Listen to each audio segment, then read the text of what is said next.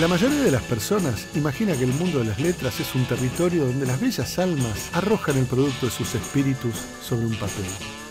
Eso es puro cuento. En realidad, la literatura es una zona de conflicto donde cada escritor pelea por encontrar su lugar bajo el sol, empuñando su obra en este campo de batalla. Hay muchos teóricos como que dicen que el dato es el nuevo oro, ¿viste? Es algo que estamos produciendo toda la sociedad todo el tiempo y que es capitalizado por unos pocos. Yo considero que es muy importante hacer una militancia desde la literatura, pero a su vez también considero que si el personaje no es feminista, por más que el autor lo sea, no tiene por qué serlo. Lo que tiene la distopía es que cada vez se acerca más. A mí el cuerpo me obsesiona bastante, es el tópico de todos mis libros. Hernán Banoli es uno de los escritores más singulares de su generación. Sus libros combinan realismo con futuros distópicos. Editor de la mítica revista Crisis, reivindica la figura del escritor activista. Junto con Alejandro Galeano, investigó cómo viven y piensan los empresarios más importantes de la Argentina. Además de periodista y escritor, Banoli es sociólogo. En su último libro, analiza el futuro del mercado editorial, las políticas culturales y la figura del escritor. Bienvenidos, estamos hoy con Hernán Banoli, un joven escritor, aunque no sé si alguien de 39 años se lo puede llamar joven ya. Ya estamos medio en el borde. Sí. Bueno, en todo caso, bienvenido. Gracias, Hernán, acabas de publicar un libro de ensayos, no sé si es tu primer libro de ensayos. Es mi primer libro de ensayos. Bien, El amor a la literatura en los tiempos del algoritmo. Exactamente. Digo, me llegó hace media hora, por lo tanto garantizo que no lo pude leer. Recién salido del horno. Sí. ¿Qué es lo que estás trabajando? Mira, ahí lo que trabajo un poco es una idea de pensar cómo se modifican algunas cuestiones que, digamos, nosotros, los escritores, los lectores, la gente que esté interesada un poco en la literatura, tenemos muy naturalizadas en relación a lo que es la industria cultural, en relación a lo que es la publicación, en relación a lo que es el mundo editorial, cómo se modifica todo esto cuando nuestra vida y el lenguaje, en cierta medida también, están cada vez más regidos y parametrizados por lo que yo llamo en el libro las plataformas de extracción de datos, ¿no? ¿Qué es lo que pasa cuando, por ejemplo, a mí, una cosa así muy chiquita y experiencial, hay mucha gente que me cuenta, no, bueno, pero yo escribo en Google Docs, ¿no? Y eso me resulta raro, ¿no? Me parece que hay veces que nos naturalizamos un poco, pero por ejemplo escribir en Google Docs es estar escribiendo directamente en algo, en un soporte que no te pertenece, o sea... La famosa nube. Sería. Exactamente, queda aislado en un lugar que uno no sabe hacia dónde va. Cómo nos funciona también todas las cosas de exhibición y esa cosa muy de, bueno, yo ya no soy tan joven, pero en las generaciones que vienen después mío, esa cosa de publicar y exhibir instantáneamente lo que uno hace, qué es lo que uno gana y qué es lo que uno pierde cuando lee internet, y cómo se relaciona eso con, digamos, con cómo van coexistiendo esas temporalidades, donde por otro lado las editoriales independientes son re importantes también, y son las vías de canalización y las vías de publicación de un montón de literatura. Pero ¿qué relación? Porque vamos a hablar de las editoriales independientes. Dale. Vos estás hablando de grandes soportes como Google, Facebook, Apple, no sé. Bueno, ni conozco todas esas, Instagram. Sí. ¿Cómo pasás de eso a una pequeña editorial que te tira 500 ejemplares, 1000 ejemplares de un libro cuya difusión es dificultosa? Y yo, digamos, un poco el puente que tiendo es en cómo se piensa la construcción de públicos y cómo se piensa la construcción de lectores, ¿no? Y cómo la idea esta que tienen las grandes plataformas de extracción de datos, que es la hipersegmentación, eso de agrupar gente por afinidades, por gustos, por trayectorias, de navegación en la internet, etc., tiene un poco una especie de homología con lo que son las pequeñas editoriales que también, para crecer, necesitan desarrollar esos pequeños segmentos, esas pequeñas zonas de lectores súper intensos. ¿Y qué es lo que pasa en cierta medida cuando todo ese poder y ese gran caudal de información que sería bueno que fuera público, que lo pudiéramos compartir entre todos, que las pequeñas editoriales pudieran hacer uso de eso, está un poco monopolizado por estas grandes corporaciones, que además hay un punto en el que se transforman en cierta medida y de alguna manera, tal vez habría que matizar un poco esto, pero en las dueñas del lenguaje, ¿no? Hoy todo lo que nosotros podemos decir, o todas nuestras búsquedas, o todas nuestras conexiones, muchas veces mentales, está mucho esa idea a veces de no terminar de pensar algo y ya googlearlo, como que nos va a dar la solución. Y bueno, ahí les estamos dando información y al mismo tiempo están parametrizando. ¿Pero eso va como pregunta o vos estás hablando de cuando uno busca, por ejemplo, ya no en el diccionario, sino una palabra en el Google no sé cuál, o cuando uno cuelga algo que acaba de escribir, que no es mi caso, pero bueno, es el de mucha gente, los blogs, Instagram. Yo creo que funcionan en los dos sentidos. Por un lado es como el lenguaje en cierta medida nosotros... Creo que, digamos, cuando uno estudia en la facultad o cuando revisa la noción de texto, estaba esa idea de que el texto puede proliferar, puede diseminarse el sentido, etc. ¿Y qué es lo que pasa cuando en Internet eso se empieza a acotar, ¿viste? Y empieza a ser que esa diseminación, esa proliferación del sentido está muy parametrizada, muy acotada y muy capitalizada también por estas corporaciones de extracción de datos que cada vez tienen una llegada mucho más cercana. Si bien el lenguaje siempre va a seguir siendo un hecho íntimo y público a la vez, etcétera. ¿Cómo se produce este avance y más que nada cómo nosotros como ciudadanos y cómo a la hora de pensar la esfera pública de la literatura y cómo circula lo que leemos, estamos a veces un poco indefensos ante estas grandes corporaciones que aparecen como súper amigables, súper copadas, etcétera, y en el fondo tienen unos intereses muy concretos y no socializan todo ese conocimiento. ¿Cuál es el Internet? El interés de Internet por mis datos. Y eso ellos lo utilizan en muchos sentidos. El principal sentido que lo utilizan es para vender publicidad, ¿no? Ellos saben lo que vos hiciste y entonces cuando vos entras en Facebook o entras en Instagram o podés hacer o incluso te metes en tu casilla de mail, te aparecen esos anuncios, digamos, customizados que hay muchos teóricos como que dicen que el dato es el nuevo oro, ¿viste? Es algo que estamos produciendo toda la sociedad todo el tiempo y que es capitalizado por unos pocos. Y se da esta paradoja de que muchas veces... El dato sería lo público que está apropiado privadamente en pocas manos. Exacto. Sí, leí que la industria que lo que se llama vagamente la industria de la comunicación da más dinero que el petróleo. Totalmente. Es más rentable. Está pasando eso un poco. Y bueno, los estados nacionales, la sociedad, las comunidades están un poco desarmadas ante eso, ¿no? Y entonces, bueno, la idea un poco del libro es pensar cómo repercute eso en ciertas maneras de hacer que tenemos los que tratamos de ser en algún momento editor, o los escritores, o los que publicamos, y cómo se podría hacer para pensar en un aprovechamiento público más interesante de eso, y en cómo la literatura, que siempre se caracterizó por imaginar, digamos, por pensar, digamos, las fronteras de lo decible y de lo posible, puede intervenir en esas discusiones. ¿Y cómo haría la literatura, que es un sistema de contraseñas en una pequeña tribu, para intersectar en la máquina general borgiana del universo comunicacional? Bueno, hoy Internet es un poco eso, es la máquina general borgiana del universo. Pasa un poco eso. Y yo creo que hay veces que uno, eligiendo tal vez algunas formas de glosar literariamente esos problemas o cuestionando algunas cosas que tal vez tenemos súper naturalizadas en la relación con la tecnología, la literatura desde su lugar chico y como vos decís en muchos casos marginal y que está bien que sea así, puede abonar un poco también esas discusiones. Y a mí lo que me pasa a veces es que, digamos, siento que a mí mismo me pasa que estamos pensando muy la industria cultural en un paradigma muy del siglo XX, ¿viste? Y hoy cambió, por ejemplo, me parece que muchas veces arrastramos como la idea de que las grandes editoriales se oponen a las editoriales chiquitas, editoriales independientes. Y en un punto pasa un poco eso. Pero en otro punto también funciona de una manera bastante complementaria cuando la parte del león de todo ese negocio se la llevan las grandes corporaciones. Entonces, para mí a veces poner un poco en tensión esas antinomias está bueno para pensar qué se puede hacer, digamos, en las prácticas culturales y en las prácticas de la literatura que muchas veces tenemos naturalizada. Estoy pensando, por ejemplo, en el gran problema que tienen todos los que hacen producción cultural chiquita, que es la distribución, ¿no? Muchas veces también una parte importante del comercio de los libros en físico, en papel, se lo llevan las distribuidoras. El 66%.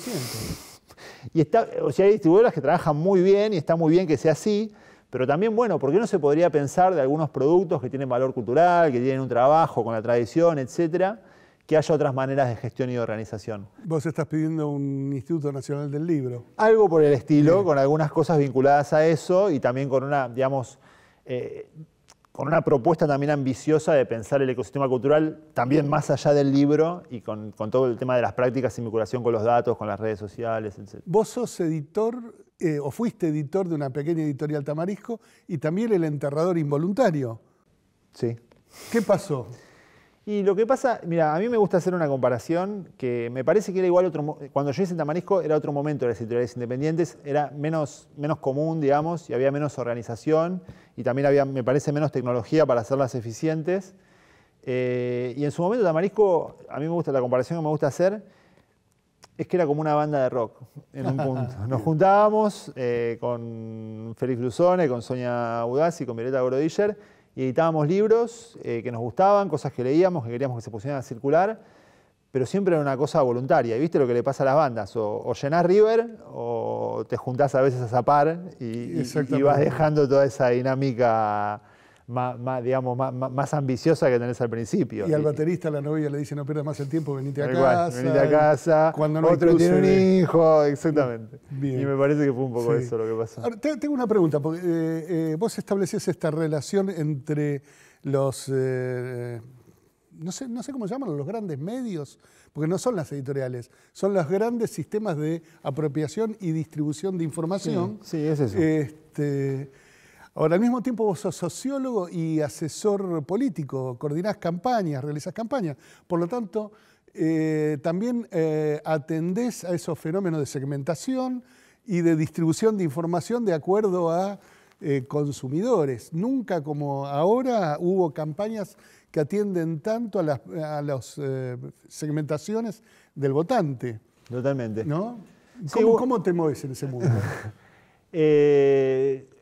Para mí hay una cuestión que es como que está bueno a veces conocer un poco cómo funcionan las cosas de adentro y un plano es lo que a veces que uno hace por demanda laboral o porque la coyuntura te va corriendo y otra cosa es darse cuenta de que me parece que nosotros como escritores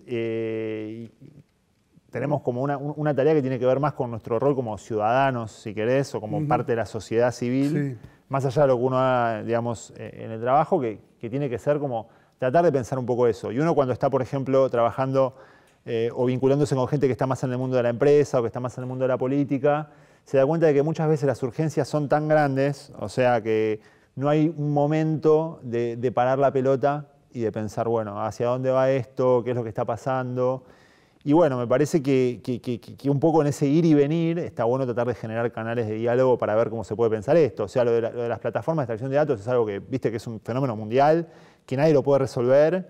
En Estados Unidos, como es un mercado tan grande y hay empresas que son tan gigantes, siempre hay una negociación donde salen todos más o menos parejos y contentos, pero de hecho hay una guerra geopolítica y comercial entre China y Estados Unidos por esta cuestión. Viste que los celulares Huawei, digamos, sí, los chinos ya los prohibieron en Estados Unidos porque decían que tenían una ventana para chupar los datos. Nosotros acá en Argentina estamos desde un lugar muy chiquito con respecto a todas esas cosas. Pero, sí, muy chiquito, pero hubo dos cosas que parecen discordantes, pero son muy interesantes. Por un lado está esta cuestión de Cambridge Analytica, está declarando ahora el dueño de Cambridge Analytica y lo interpelaron en la Cámara de Lores y dijo que sí, que él lo habían contratado en Londres para dirigir una campaña antikirchnerista, pero que sí, pero que no. Y por el otro lado, Lilita Carrió dijo, y hay que tomarla o como de quien viene, como la paranoia nunca se equivoca, o le cambiaron el pastillero, no lo sé, dijo que Cristina iba a Cuba no solo a ver a su hija, sino para arreglar con los rusos la interferencia en las elecciones argentinas. Sí. Así que no sé cuál será tu respuesta a todo eso, pero en todo caso, suspenso, en el próximo bloque lo conversamos.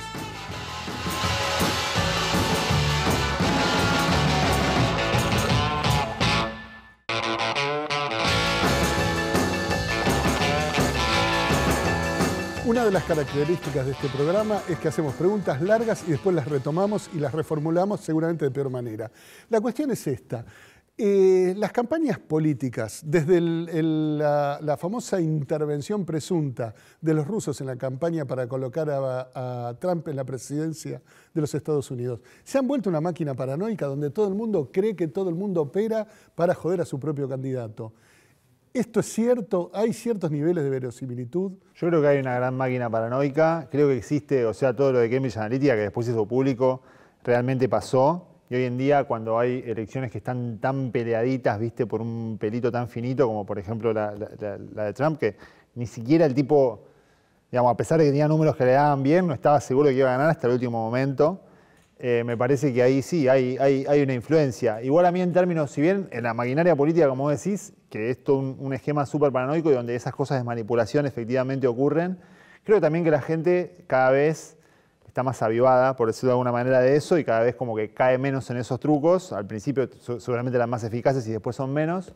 Y después también que a mí lo que, digamos, más miedo que eso, que evidentemente pasa y que supuestamente está fuera de la ley, me da lo que está dentro de la ley. Y es como un search de Google te puede orientar lo que vos pensás sobre un candidato, cómo pueden jerarquizar los links sin rendirle cuentas a nadie, cómo pueden desactivar circuitos de búsqueda de información o páginas, que si una página ellos te la pagan de Google porque no les gustó algo, no tienen que dar cuentas a nadie. ¿Quién serían ellos? ¿Los dueños? Google, sí, la empresa. Decide que algo le cae mal y te apaga los circuitos de búsqueda y desapareces, porque hoy todo el mundo usa un solo buscador. Entonces me parece que eso es igual de escalofriante que la cosa más manipulatoria. Sí. ¿Y cómo puede aprovechar la literatura esta nueva construcción de lo real como un simulacro de medios?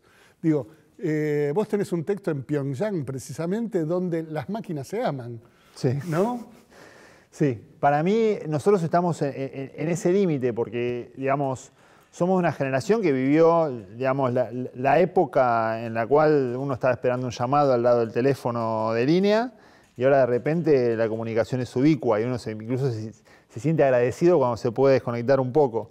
Y entonces me parece que ese lugar como híbrido que tenemos y que nos lo dan nuestras canas también, sirve para que podamos hacer planteos estéticos relevantes sobre eso. No porque la literatura sea lo único que la pueda hacer, pero sino me parece que es un lugar fructífero para hacerlo, cómo esas cosas se van modificando y cómo nuestra imaginación y nuestra percepción, que de último es uno de los temas principales de la literatura, se va transformando. Bien. Yo recuerdo la deliciosa expectativa del susurro de una carta deslizándose bajo la puerta, esa carta que uno esperaba y que tardaba días. Ahora todo eso se ha cambiado por el WhatsApp que pregunta, ¿dónde estás? Totalmente. ¿Por qué no me contestás? O que de repente entras en un grupo donde capaz que no tenías tanta ganas de estar y quedaste enganchado. No es solo que ya no estás esperando con esa ansiedad y esa expectativa que vos decías, sino que hay todo el tiempo una demanda. ¿Hay posibilidad para vos de que la literatura, parada sobre esta construcción de lo real, invente nuevas formas? Así como yo hice el chiste, mitad cierto y mitad falso, de Borges inventó Internet, que es una sospecha cierta. Yo creo que la comparto. Porque los estudiantes americanos que estaban trabajando en nuevas tecnologías leían textos como La Biblioteca de Babel y La Lotería de Babilonia. Totalmente. ¿Qué literatura se podría producir ahora, si se te ocurre, que pegue un nuevo salto en la construcción imaginaria de lo real? Yo creo que esa es una pregunta que yo la estuve pensando de diferentes ángulos. No tengo una respuesta definitiva, pero me parece que hay una cuestión que tiene que ver con la cuestión de comprender el proceso mental ajeno, por un lado, esta cuestión más bien vinculada a la empatía y a la suposición sobre la suposición sobre la suposición, lo de descular procesos mentales, desarmar todas las secuencias temporales que nos propone como la industria cultural y ir un poco también a esta cuestión digamos, de las cosas que no se pueden taguear. Viste que hoy en día todo se puede taguear. No sé qué es taguear. Es como poner una etiqueta y que se agrupa todo un conjunto de temas vinculados a un asterisco, un hashtag, lo que sea. El famoso hashtag. Exacto. Me parece que ahí la literatura tiene una contribución para hacer. Y también, ¿sabes en lo que pienso? Pienso, por ejemplo, en lo que son las series, ¿no? Que hay series que son maravillosas y hay otras que no. Para mí, en general, están estiradas las series. Digamos, ya es hay un viejo folletín reciclado. Totalmente. Y hay veces que uno dice qué buena esta primera temporada y después se da cuenta que la empezaron a estirar y que ya no daba esa idea original, la estructura de esa idea original no daba para tanto, pero bueno, las series, todo lo que es peripecia, todo lo que es acción, todo lo que es trama me parece que no hay con qué darles, porque tienen, digamos, una potencia increíble, pero sin embargo, en los procesos más introspectivos, en pensar procesos de pensamiento, en pensar hilaciones temporales, me parece que la literatura todavía tiene muchísimas cosas para decir y desde ese lugar puede venir un poco más el aporte, las preguntas que nos podemos hacer, ¿no? No ponerse a competir, digamos, con esas otras máquinas de narrar, sino ir más a veces a lo propio y a lo específicamente literario, que tiene que ver con la memoria, con el recuerdo, con la identificación, con los pensamientos del otro, etc. O sea, la literatura tiene que inventar nuevos modos, como el astrólogo de Los Siete Locos inventaba nuevas operaciones para transformar la realidad. Una cosa así. Bien. ¿Y qué textos nos trajiste para recomendarle a los sufridos espectadores de Campo de Batalla? Bueno, yo traje 2 textos que leí hace un tiempo, pero que me quedaron picando. Y uno se vincula con esto que veníamos diciendo, ahora que me doy cuenta, de la cuestión de las series. Se llama... no es un libro sobre series, ya sé que hay muchos libros sobre series. Este se vincula con una serie específicamente que es la serie Mad Men. Muchas personas la conocen, sobre el nacimiento de la industria publicitaria y cómo se va desarrollando en Estados Unidos, digamos, a partir de los 50 y en adelante. Sí. Y este es un ensayo de un norteamericano que se llama Thomas Frank, titulado La conquista de lo cool, el negocio de la cultura y la contracultura y el nacimiento del consumismo moderno, que lo que te cuenta es como una especie de lado B de lo que es la serie Mad Men, ¿no? Y muy articulado, es un análisis un poco ensayístico, un poco sociológico, de cómo van haciendo la contracultura moderna, ¿no? Y discutiendo un poco esta idea de que hay una escena muy potente en la sociedad civil, contracultural, que produce nuevas expresiones y que son apropiadas por la industria publicitaria, y más bien rescatando el rol de la industria publicitaria, un rol activo, un rol donde hubo pujas de poder y donde un grupo, una generación, digamos, de norteamericanos que eran tipos que laburaban en la industria publicitaria, en muchos casos ayudaron a conformar, digamos, de manera dialéctica, casi se diría, a la contracultura, y a través de la publicidad, a veces fallando y a veces no, lograron generar, digamos, paradigmas muchas veces contrapuestos o muchas veces que horadaron lo que fue, digamos, las políticas más conservadoras que venían en Estados Unidos en la posguerra.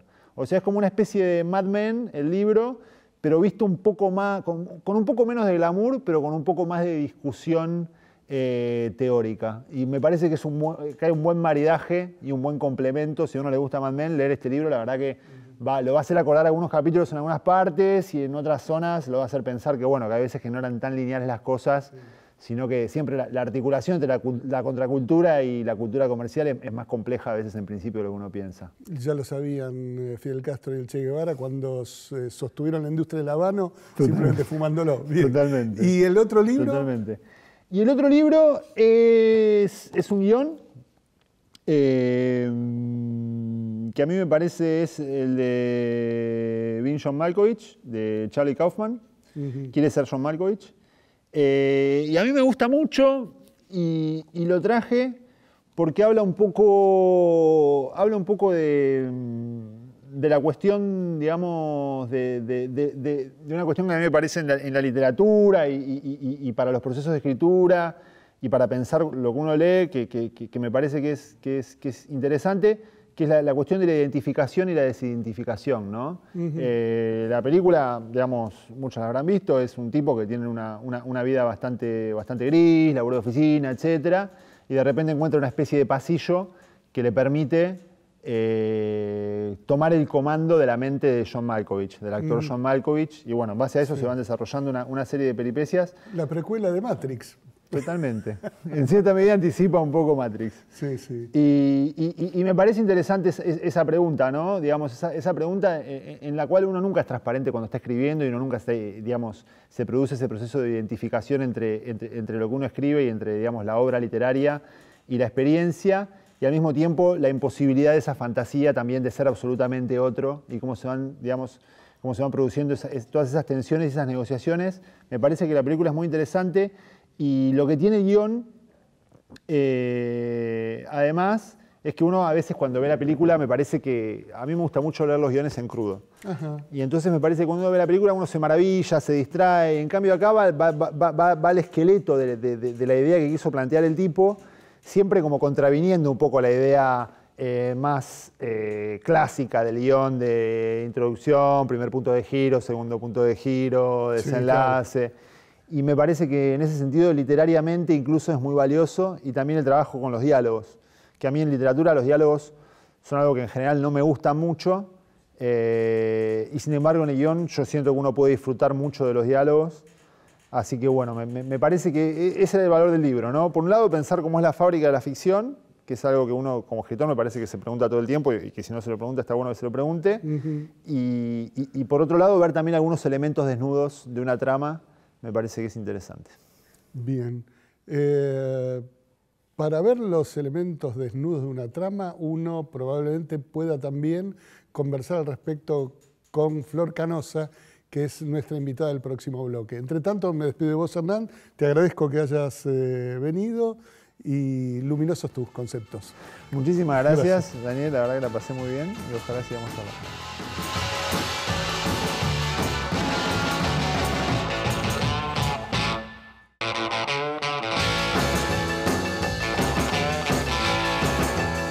Florencia Canosa es escritora y docente universitaria. Su primer libro ganó el premio X de novela contemporánea.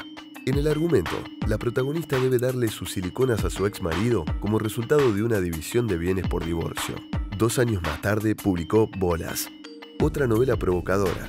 En 2019 llegó Pulpa, su primer libro de ciencia ficción, donde profundiza su obsesión con el cuerpo. Como guionista, Canosa escribió la película Daemonium. Acabas de publicar en una pequeña y nueva editorial muy refinada, Obloshka, una novela completamente salvaje llamada Pulpa. Pero antes publicaste Lolas y Bolas. ¿Por qué esa pasión por libros de una sola palabra? Es algo que se dio orgánicamente, que no me lo propuse, sobre todo con Lolas, que en realidad cuando lo empecé a escribir era el libro de las tetas. Tetas era una opción de título, pero bueno, cuando lo mandé al concurso, que fue el que gané, que me permitió publicarlo, lo hablé con los editores, que son peruanos y bolivianos, porque este libro está sacado por Editorial El Cuervo de Bolivia, y ellos coincidieron en que Lolas era un buen título y que en Latinoamérica también servía como el eufemismo de las tetas. Lo que pasa es que Lolas también funciona en el sentido figurado de las lolitas. Sí, pero en este libro no tiene que ver con una chica menor, es una mujer de 30 y pico de años, así que no aplicaría en el... Contame el argumento, porque me resulta muy gracioso. Sí, el argumento es gracioso. Es una mujer que unos años después de divorciarse de su marido recibe de parte de un abogado una intimación para que devuelva los implantes mamarios que el marido pagó, y el marido tiene una factura de esos implantes que tiene un número de serie que corresponde a un número de serie que tienen los implantes. Entonces, en el transcurso de un mes, ella tiene que devolver el monto total del costo de los implantes o los implantes mismos. Se tiene que quitar esos y no pueden ser otros. Es una adaptación del Mercader de Venecia, de alguna manera. Sí, pues se podría decir que sí. Es, en vez de una libra de carne... postmoderna y pop de eso. Claro, en vez de una libra de carne, ¿una libra de qué es un implante? Material plástico. Sí, es solución salina. Solución salina y acrílico. Sí, la verdad que no sé qué es lo que contienen. Pero, ¿y por qué tiene que devolver la totalidad y no la mitad, que es un implante, porque es en el divorcio? Claro, podría ser un bien ganancial, pero no lo es porque como él está a su nombre, la factura no está a nombre de los dos, él considera, y hay un vacío legal al respecto, nunca se ha dado un caso así. De hecho, yo lo consulté con abogados y dijeron, si nos plantearan algo así no sabríamos qué hacer. Así que tiene como cierta lógica dentro de lo ilógico de la situación. ¿Cómo deriva eso? ¿En una especie de novela de peripecias disparatadas? En una especie de road movie en colectivo, vendría a ser, donde la chica decide, en esos 3 años que estuvo divorciada y que tuvo múltiples parejas sexuales, pedirle una colaboración a todas sus parejas como una especie de financiamiento colectivo para que ella pueda devolver al cabo de un mes la plata, porque ella tiene un trabajo muy precario, apenas si llega a fin de mes, así que no tiene nada que vender para poder conservar sus implantes, que es todo lo que le interesa. No es una novela muy acorde a la idea de lo políticamente correcto feminista, ¿no? No, es una novela, bueno, escrita en el 2013 y publicada en el 2015, y no tiene una mirada muy feminista, pero porque, o sea, yo considero que es muy importante hacer una militancia desde la literatura, pero a su vez también considero que si el personaje no es feminista, por más que el autor lo sea, no tiene por qué serlo. Claro. Entonces, es contar la peripecia de esta mujer que representa una franja de mujeres de esa misma edad, con ciertas problemáticas de pareja y del amor, del desamor, del cuerpo como una mercancía también y como algo que puede ser cuestionado por el otro y por la mirada propia. Entonces lo plantea desde un perfil más lejano al feminismo. Esta protagonista no es feminista. Estaba pensando una versión escrita por una furiosa feminista en la que una mujer se separa del marido y después le reclama el implante peniano que ella pagó. Y se podría hacer. Podría ser, sería una novela que vos podrías escribir, si no fuera que ya de alguna manera la escribiste. Y en un punto, Bolas también, que es como, a ver, es como una novela que dialoga con la otra. Sí. ¿Cómo es Bolas? Bolas ya tiene un ingrediente más sobrenatural, es un tipo básico, oficinista, con sobrepeso, pelado, no tiene nada en particular, que un día se despierta y no tiene más testículos. Y no hay ninguna explicación ni médica, porque va a hacerse exámenes, se hace ecografías, los testículos no están en ningún lado y no hay ninguna explicación. Entonces es un poco el periplo de él para tratar de comprender qué es lo que pasó y vivir con esa falta. En las dos novelas hablo un poco de la falta, de cómo a través de partes que están sexualizadas, que son sexuales o que están sexualizadas, cómo se puede vivir esta falta de algo que es tan definitorio para el género. Pero si uno piensa en términos anatómicos e históricos, los castrati, los famosos castrati, o los eunucos de los harenes, no perdían la función sexual. No, él no pierde la función sexual, pero pierden es una cuestión simbólica. De reproducirse. Exactamente. Para él aparte él ya tenía hecho una vasectomía, entonces tampoco es el valor real, médico, fisiológico de los testículos, sino más el valor simbólico de ser un hombre sin pelotas. Claro. Y que tiene un poco que ver con eso, con el tema de la cobardía que él tiene para afrontar. O sea, cae en la metáfora casi más obvia, pero todo el periplo de él, son dos novelas de periplos, digo, para llegar hasta a una definición y una comprensión de su rol femenino y masculino. ¿Cómo sería eso? ¿La pérdida de los testículos lo vuelve qué? La pérdida de los testículos lo pone en un lugar donde su masculinidad se da cuenta que no pasa por eso. Pasa sobre todo con la actitud que tiene hacia los demás, hacia su mujer, hacia su novia, de la cual se separa en este interín. ¿Por decisión propia o por elección de ella? Por decisión, en realidad, de los dos, porque llega un momento donde ya con esta falta no pueden, se hace imposible convivir. Y él vuelve a la casa de los padres y bueno, no quiero tampoco contar el final, pero descubre algo sobre ella que le hace entender que toda su vida fue un cobarde. ¿Sobre ella quién? Sobre su novia. Creo que hay un error de perspectiva, porque si un hombre adulto carece de pelotas, la culpa es de la mamá. Es verdad. Bueno, él vive... Si vuelve a la casa de los viejos. Sí, vuelve a la casa de los viejos. Él tiene toda una reflexión sobre las mujeres en su vida, su madre, su hermana, sus parejas anteriores. Sí.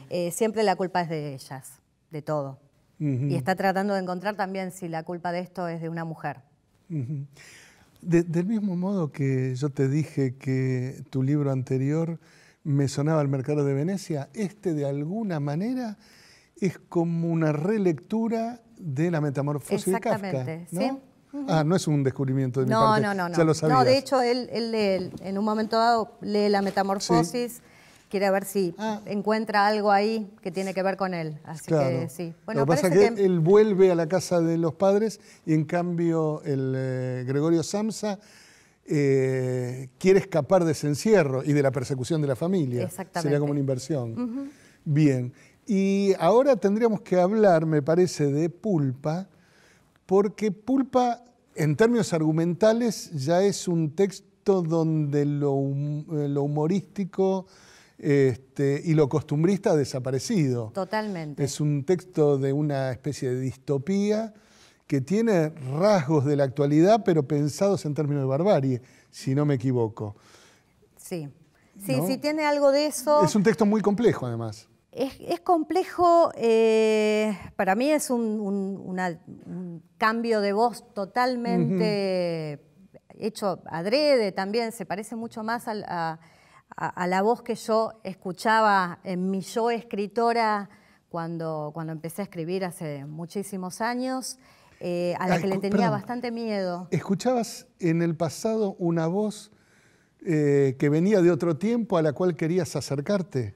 Bueno, ya eso es una interpretación. ¿Eso es lo que escuché? No, era, a ver, yo cuando en mis primeros textos, yo tenía por ahí una manera más compleja de escribir, que luego se fue modificando, e incluso la aparición de las redes sociales y de una escritura mucho más instantánea, la relación con el público que está ahí, y la interacción, me hizo tener otro tipo de voz y encontrar un costado más humorístico, más rápido, más posmoderno, se podría decir, de escribir. Y yo siento que Pulpa es una vuelta a ese yo que era antes de publicar, incluso. Al que le tenía un poco de miedo, porque había pasado escritos a amigos y me habían dicho, no lo entiendo, es muy complicado, no sé de qué estás hablando. Entonces es como que ahí es donde se escinden mis dos mitades autorales, y con Lolas y Bolas es como que cierro ese ciclo para ya empezar a indagar en otro tipo de escritura. Y sí, no tiene nada de humorístico. Pulpa no hay... No, Pulpa es... A ver, lo que pasa es que resumirlo es simplificarlo demasiado, pero digo, en Pulpa hay elementos de un vínculo sadomasoquista, de una relación con una actualidad que es un futuro más o menos, es una especie de utopía negativa, en donde los sujetos se vinculan a través de su relación con el Estado que los provee, donde el gran impedimento es el dolor y el único deseo es la aniquilación futura sin dolor también. Y en ese universo la sociedad está dividida como en dos grandes sectores, los pudientes y los bárbaros, que son los negroperonistas, digamos. Claro, que los negros peronistas que están del otro lado en el conurbano, exactamente, digamos. Sí. Sí, que hacen asado con la pinotea y lo dice abiertamente. Claro, y comen carne contaminada y productos... Bueno, como ahora que se vende leche que es... marca Pindonga, sí. No, pero no porque sea marca Pindonga, sino porque leche que no es leche, sino productos lácteos. Alimento en base a... claro, y queso que tiene elementos similares al queso.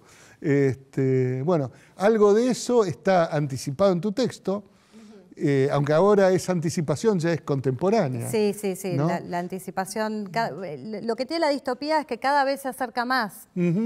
Lo notamos también con otros autores que imaginaron cosas que parecían ridículas. No hablo de los autos voladores y ese tipo de cosas, pero sí mecanismos de control como el hermano mayor o el gran hermano. Y entonces la distopía cada vez nos queda más contemporánea. Cada vez es más difícil hablar de una distopía. Claro, la distopía sería ahora el realismo del presente.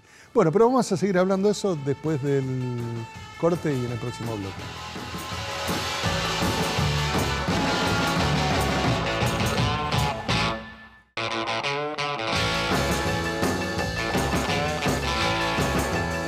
Seguimos conversando con Flor Canosa de distopías o utopías negativas, el peronismo y el asado.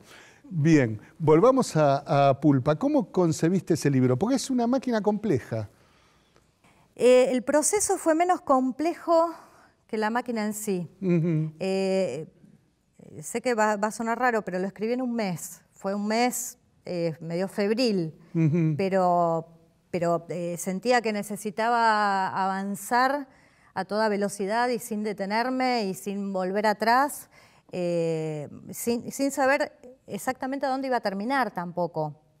Ir construyéndolo sobre la marcha y el disparador fue una estupidez que fue yo sacando una Santa Rita seca que tenía en el patio de mi casa, me corté, me abrí, me hice unas espinas en la mano. La Santa Rita te llega hasta el hueso muy fácilmente. Es terrible, un dolor muy fuerte.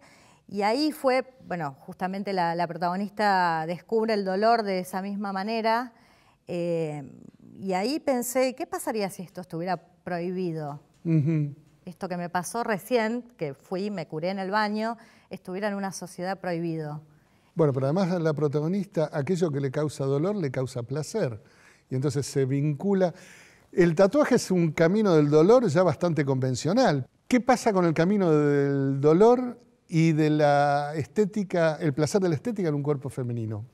A mí el cuerpo me obsesiona bastante. Es el tópico de todos mis libros, de hecho. Todos tienen relación con el cuerpo, con la pérdida, con la necesidad de conservar algo. No sé, a mí me gusta mucho la estética, y la estética que adopté para mí misma, no tengo ningún problema de hacer algo para siempre en mi persona.